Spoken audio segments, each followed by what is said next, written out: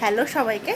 তো আমি আর দিদি যাচ্ছি একটু বেরোচ্ছি। আর এই যে আমি আর একটু বেরোচ্ছি ডেটে, মানে সিস্টার ডে করেই যাব। তো অনেকটা লেট হয়ে গেছে, বেরিয়ে যাই চলো। So watch this. নবদ্বীপে ফাঁসিতলা ঘাটে গেছিলাম আমি আর দিদি। ওখানে আজকে প্রচণ্ড হাওয়া দিচ্ছিল, তার জন্যই গেলাম। মানে ফাঁকাই ছিল মোটামুটি। তারপর আমরা যখন বেরিয়ে এসেছিলাম তখন ভিড় হচ্ছিল।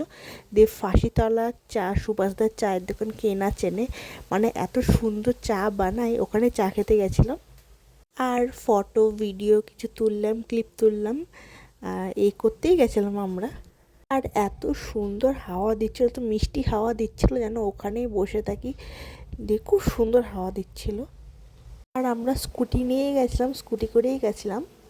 আমরা এখনই বাড়িতে আসলাম, পুরো ভিজে গেছে বৃষ্টিতে। মানে কি বলবো, আর বৃষ্টির ফোঁটাগুলো লাগছিল না, মুখে খুব লাগছিল। মানে এখনই আসলাম। আর চিকেন সাটে নিয়ে এসেছি আসার সময়, এই যে চিকেন সাটে। মা একটু বেরোলে মা ফোন করে করে একদম জ্বালিয়ে খেয়েছে।